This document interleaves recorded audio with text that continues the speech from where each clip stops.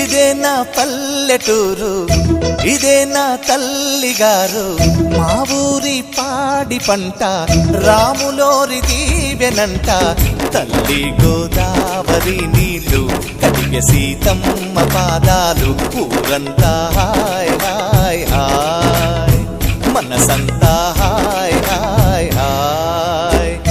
ఇదే నా పల్లెటూరు, ఇదే నా తల్లిగారు. మా ఊరి పాడి పంట రాములోరి దీవెనంట.